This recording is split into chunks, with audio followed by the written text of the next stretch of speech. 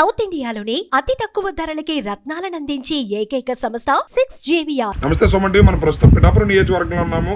పవన్ కళ్యాణ్ గారు, కొణిదెల పవన్ కళ్యాణ్ గారు పిఠాపురం నియోజకవర్గం నుంచి పోటీ చేస్తున్న సంగతి అందరికీ తెలిసింది. అయితే దీనిలో భాగంగా పవన్ కళ్యాణ్ గారి గెలుపుకు తమ వంతు సాయం చేయడానికి నేషనల్ కాపు అధ్యక్షులు మన మురళీకృష్ణ గారు వచ్చారు. మురళీకృష్ణ గారి మాటల్లో పవన్ కళ్యాణ్ గారి గెలుపు ఏ విధంగా ఉండబోతుంది, ఏంటి, ఆయన వంతు సాయం చేయడానికి ఎందుకు అంత దూరం నుంచి హైదరాబాద్ నుంచి పని పట్టుకుని పవన్ కళ్యాణ్ గారిని గెలిపించడానికి ఎందుకు వచ్చారు, ఏంటి అనేది ఒకసారి ఆయన మాటల్లోనే మనం అడిగి తెలుసుకునే ప్రయత్నం చేద్దాం. నమస్తే మురళీకృష్ణ గారు, చెప్పండి. మీరు ఎంతో బిజియెస్ట్ పర్సన్, అలాంటి పర్సన్ మీరు పవన్ కళ్యాణ్ గారి ప్రచారం కోసం ఎందుకు అంత దూరం నుంచి పిఠాపురం నియోజకవర్గం రావడానికి ప్రధాన కారణం ఏంటి? ముఖ్యంగా పవన్ కళ్యాణ్ గారి యొక్క నిజాయితీ అండి మమ్మల్ని ఇంత దూరం తీసుకొచ్చింది. ఆయన నిజాయితీపరుడు. పవన్ కళ్యాణ్ అనే వ్యక్తి అసెంబ్లీ ఒక దేవాలయం, కానీ అసెంబ్లీని ఒక దేవాలయంగా ఇప్పుడున్న ఎమ్మెల్యేలు ఎవరో చూడట్లేదు. వాళ్ళ స్వార్థాల కోసం, వాళ్ళ సొంత ప్రయోజనాల కోసం, ఒకడి మీద ఒక కక్ష సాధింపు కోసం అసెంబ్లీని చూస్తున్నారు. అసెంబ్లీలో పవన్ కళ్యాణ్ అనే వ్యక్తి అసెంబ్లీలో అడుగు పెడితే ఒక నీతివంతుడు, ఒక నిజాయితీ పరుడు తనదైన శైలిలో ఏ రోజు కూడా తన స్వార్థం కోసం ఏ రోజు కూడా ప్రజలకి అన్యాయం చేయలేని కళ్ళ కూడా అనుకోని వ్యక్తి ఎవరున్నారంటే పవన్ కళ్యాణ్ గారు. ఆయన యొక్క నీతిని, నిబద్ధతని మేము చూసే ఇంత దూరం వచ్చి ఈ పిఠాపురం నియోజకవర్గం అంటే ఇది ఒక మారుమూల డెడ్ ఎండ్, అంటే సముద్రానికి దగ్గరగా ఉన్న ప్రాంతం. ఈ ఏరియాని ఎందుకు ఎంచుకున్నారంటే ఈ ఏరియాని ప్రజలు చాలా స్వచ్ఛమైన మనసున్న ప్రజలు, వీళ్ళకి కల్మసాలు ఏమీ లేవు.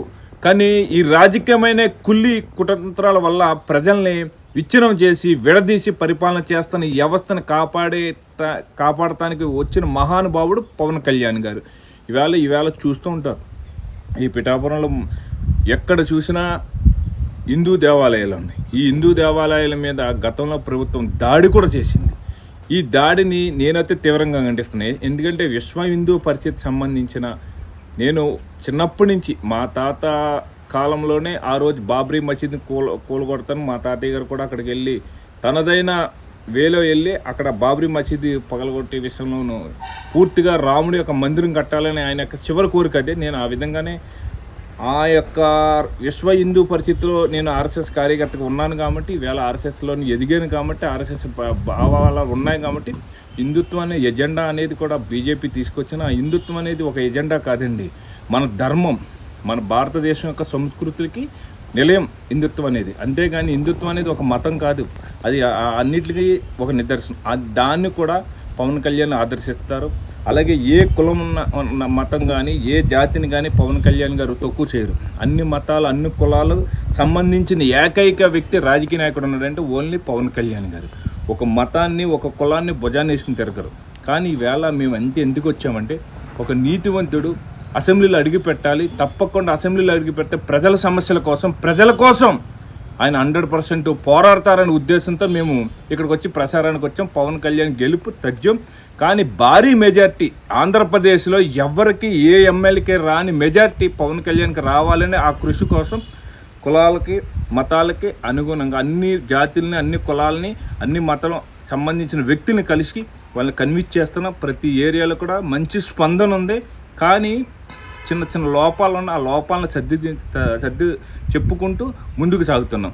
అదేవిధంగా ఇవాళ పిఠాపురంలో పవన్ కళ్యాణ్ గారు ఎమ్మెల్యేగా పోటీ చేసిన, ఆయన ఎమ్మెల్యేగా నెగ్గిన, ఆయన ప్రపంచంలో కల్లా ఇంతమంది జనాభాలో ఏకైక వ్యక్తి దానకర్ణుడు అంటే మీకు తెలుసు కదా, తన ఒంటి మీద ఉన్న బట్టల సైతం ఇచ్చేసే మనం ద్రౌపదయుగంలో చూసాం కర్ణుడు. అటువంటి కర్ణుడు మళ్ళీ కలియుగంలో పుట్టాడంటే ఓన్లీ పవన్ కళ్యాణ్ గారు.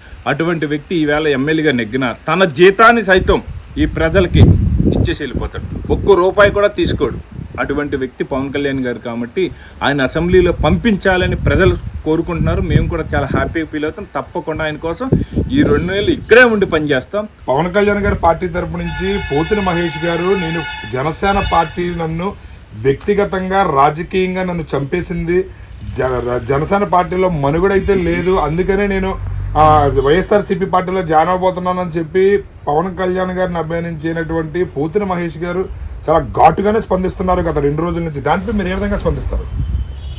పోతుల మహేష్ నువ్వెవరో విజయవాడ ప్రజలకి తెలియదు. అసలు తెలియకుండా జనసేన పార్టీ పవన్ కళ్యాణ్ గారి యొక్క నీడ నిన్ను తాకినప్పుడు నువ్వు పోతుల మహేష్ అనేవాడు కాదు, జనసేన మహేష్ అనే ఒక లెజెండ్, ఒక బ్రాండ్ ఏర్పడింది. అలాంటి వ్యక్తివి ఇవాళ నిన్ను వ్యక్తిగతంగా తొక్కేశారు. ఏ విధంగా తొక్కేశారు? నీ ఆస్తులు తినేశారా?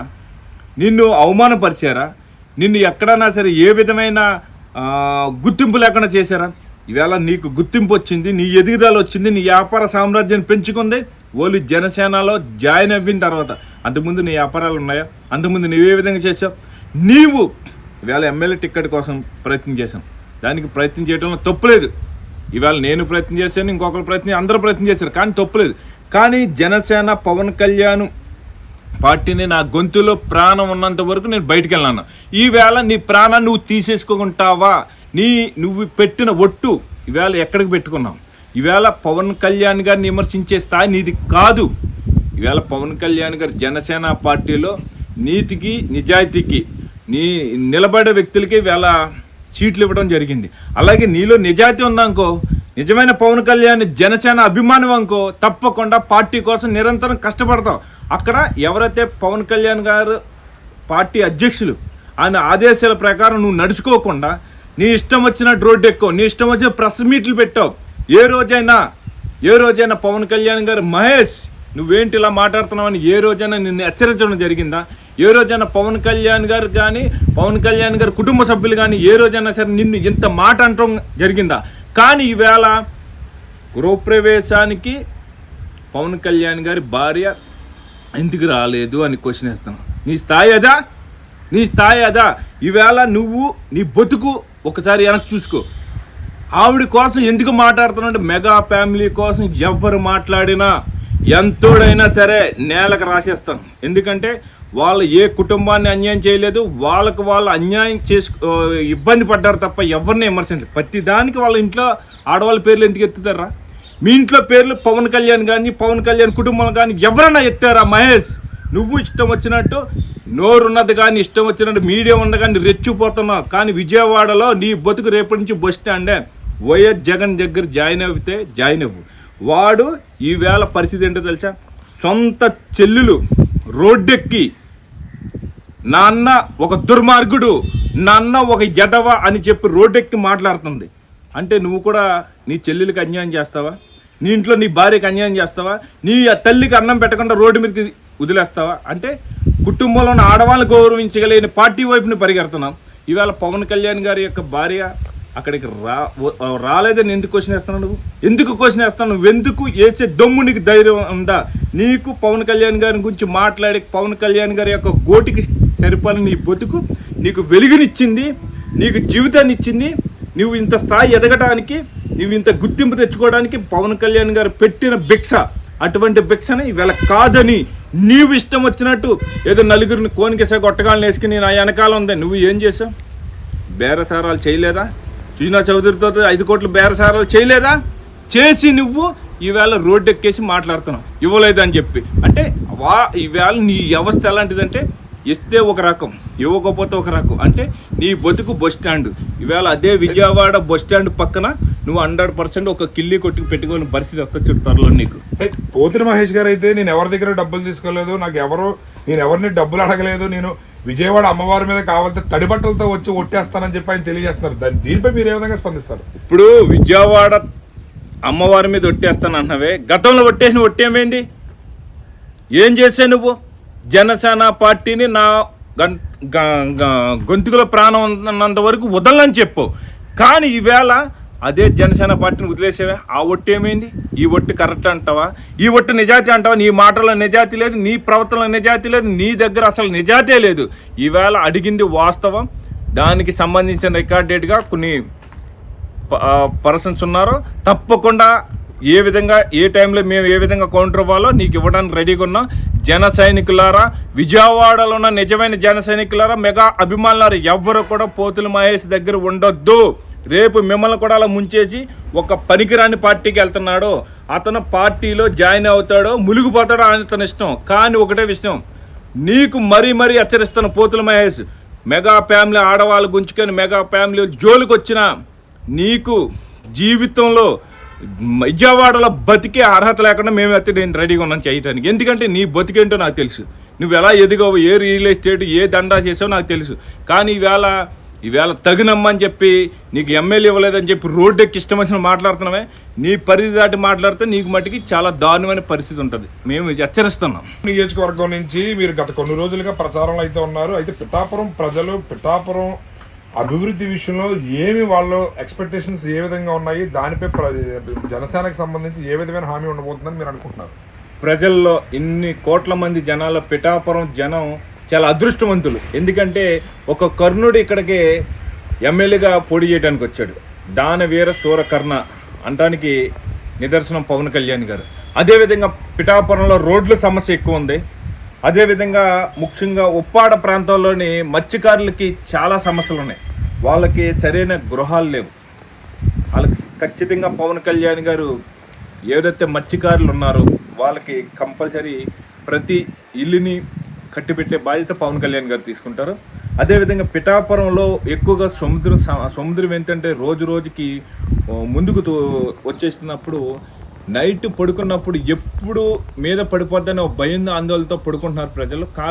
వాళ్ళకి సరైన హామీ ఇస్తున్నారు పవన్ కళ్యాణ్ గారు. ఎందుకంటే తప్పకుండా అక్కడ ఒక వాల్ కట్టి దాన్ని డెవలప్ చేయాలి, సముద్ర మార్గాన్ని ఈ విధంగా చేసి, అదేవిధంగా పిఠాపురం పరిధిలో ఎన్నో ఫ్యాక్టరీలు ఈవేళ దరిదాపు 40 నుంచి 60 ఫ్యాక్టరీలు వచ్చున్నాయి. వాటికి సరైన వాటర్ ప్లేస్ విధానం కానీ పవర్ పరిస్థితి కానీ సరిగ్గా లేదు. ప్రభుత్వం నుంచి సరైన హామీ తీసుకొచ్చి ఇంకా ఎన్నో పరిశ్రమలు డెవలప్మెంట్ చేసి ఇక్కడున్న పిఠాపురంలోను ఎంతోమంది యువకులకు ఉద్యోగ అవకాశాలు ఇక్కడే కల్పించేలాగా, అదే పిఠాపురంలో ఉన్న దేవాలయాలు ముఖ్యంగా చూస్తే ప్రపంచంలోనూ నేను విచిత్రమైన సంఘటన అంటే చాలా ఊర్లు తిరిగాను. నేను దాదాపు ఆంధ్రప్రదేశ్ కదా, అంటే ఇండియా కదా, అన్ని దేశాలకు ఏలబడి తిరిగాను. కానీ ఒక ఊర్లో ఇన్ని దేవాలయాలు ఎక్కడ చూడలేదు. ఇంత శక్తివంతమైన పీఠాలున్న ఈ పిఠాపుర దేవాలయాల్ని 100% కేంద్రం నుంచి నిధులు తీసుకొచ్చి పవన్ కళ్యాణ్ గారు డెవలప్మెంట్ చేస్తారు. అదేవిధంగా ముఖ్యంగా ఈవేళ మీరు చూస్తున్నారు రైతు కష్టం గురించి పవన్ కళ్యాణ్కి పూర్తిగా తెలుసు. రైతు కష్టపడుతున్న ఏదైతే పంట ఉందో అది రేట్ వచ్చే వరకు నిల్వ ఉంచుకోవాలంటే ఒక గోడౌన్స్ కావాలి. అంటే దాన్ని గిడ్డంగులు అంటారు. ఆ గోడౌన్స్ కేంద్రం ఎఫ్సి ద్వారా తప్పకుండా ఇక్కడ గోడౌన్స్ కట్టించే బాధ్యత పవన్ కళ్యాణ్ గారు అయితే తీసుకుంటారు. ముఖ్యంగా ఇంకోటి ఏంటంటే ఇక్కడ పత్తి పంట బాగా పండుతుంది. దాన్ని మంచి రేటు వచ్చేలాగా రైతుకి మంచి ఒక భరోసా, అంటే ఇవాళ రైతు పండుతున్న పంట అకాల వర్షాల కారణంగా పాడైపోతే పూర్తి నష్టాన్ని ప్రభుత్వమే భరించేలాగా చర్య అయితే కంపల్సరీ తీసుకుంటారు. ముఖ్యంగా ఎవరైతే మత్స్యకారులు ఉన్నారో ఈ మత్స్యకారులందరికీ తప్పకుండా వాళ్ళకి ఏటకి వెళ్ళలేనప్పుడు వాళ్ళు చాలా ఇబ్బంది పడతారు. వాళ్ళ ఇబ్బంది పడకుండా ప్రభుత్వం తరపున కాకపోయినా తన సొంత నిధుల నుంచి అయినా సరే వాళ్ళ కుటుంబాన్ని ఆదుకునే బాధ్యత పవన్ కళ్యాణ్ గారు తీసుకుంటారు.